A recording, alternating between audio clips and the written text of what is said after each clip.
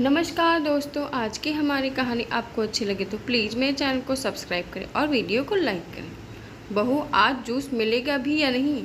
सासू माँ की आवाज़ सुनते ही आराधना हड़बड़ा कर उठी। देखा तो सुमित भी सोए हुए हैं। ओह, रविवार यानी छुट्टी का दिन। मगर आराधना की ज़िंदगी में शायद ही कोई छुट्टी होती होगी। रोज़ सुबह जल्दी उठना और सबके मन की करना। अपना मन तो वो भूल ही चुकी थी। घड़ी की सुइयां 7 बजा रही थी।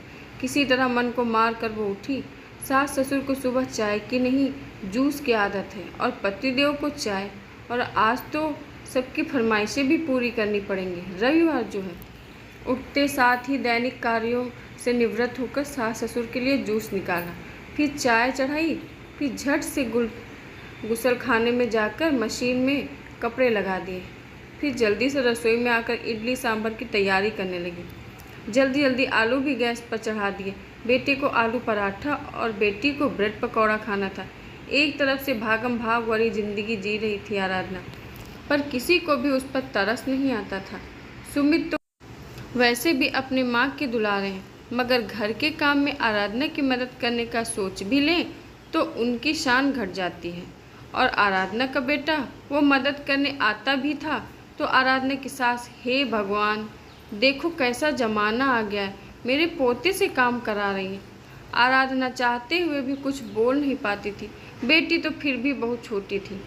अरे बहू, लगता है इडली सांभर कल मिलेगी खाने को। 9 बज गया, अभी तक नाश्ता नहीं मिला। इसी को कहते हैं बहू होने का सुख। ये देखो, मशीन में कपड़े लगाकर भूल गई हैं। और सर्फ भी देखो बहू कितना बर्बाद करती हूँ। एक हमारा ज़माना था, बाल्टी में कपड़े भिगोकर थोड़ी देर रख दो, फिर चकाचक साफ हो जाते थे। आजकल देखो, मशीन में लगाकर फ़ोन देखने में बिजी। मम्मी जी, नेहा का फ़ोन आया था, शाम को घर आ रही है। आराधना जो काम कर रही होती भी तो सास के टोका टोकी से वो भी बिगड़ जाता है। क्या नेहा घर आ रही है? आज तो बहुत शुभ दिन है। मैं आज ही अपनी बेटी को याद कर रही थी। तब तो जल्दी जल्दी हाथ चला बहू, उसके लिए ऐसा कर गाजर का हलवा बना ले और मटर की कचौड़ी, और हाँ, मलाई पनीर तो ज़रूर बनाना, उसे बहुत पसंद है। और 2-4 चीज़ें बनाकर रख दे। और दिन के खाने में दाल चावल और 1-2 सब्जी बस बना लेना। मुझे तो दही चावल दे देना बस। जी मम्मी जी। अगर हलवा की जगह अगर कुछ मीठा बाहर से ले लें? तुम कहना क्या चाहती हो? मेरी बेटी आई तो मैं उसको बाहर से मंगवा कर खिलाऊं?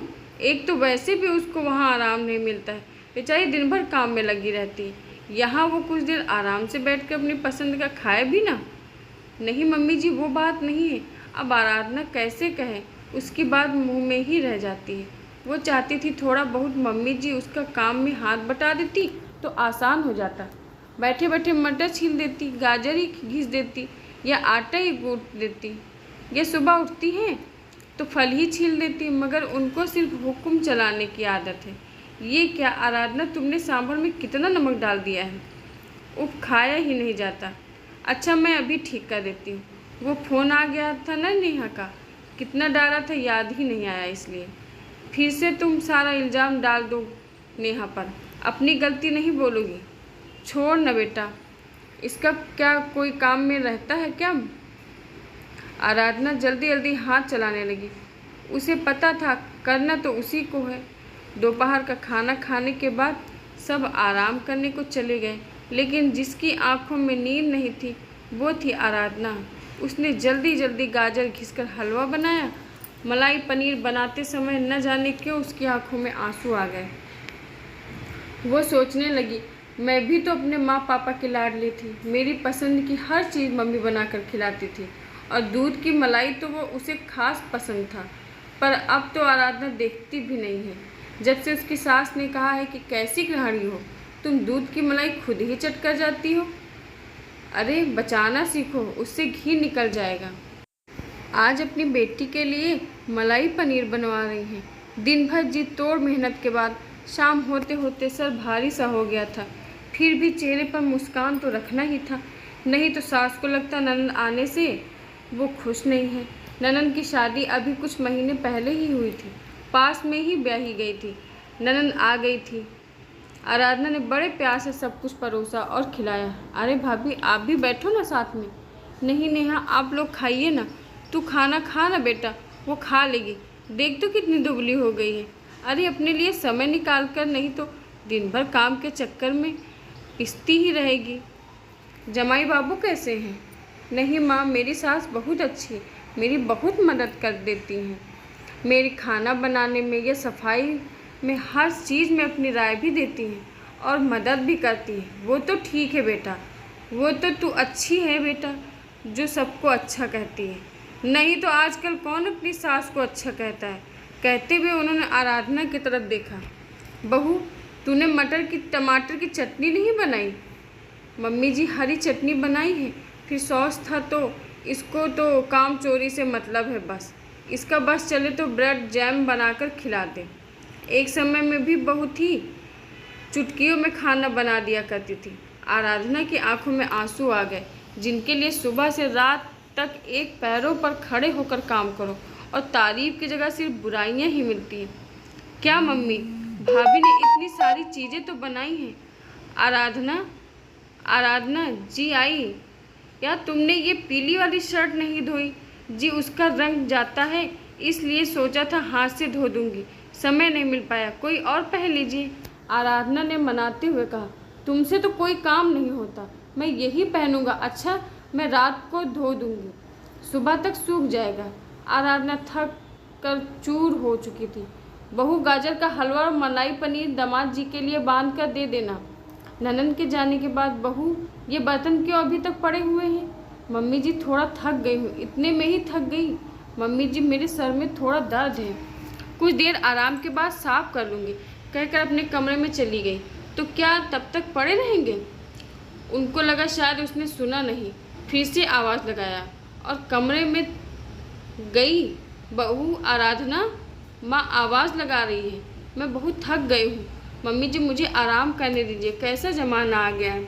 एक हम लोग थे जो अपनी ननद को सर पर बैठाते थे, और आजकल की बहुएं, इसको तो मेरी बेटी का आना भार लगता है। जिस दिन वो आती है ये थक जाती है।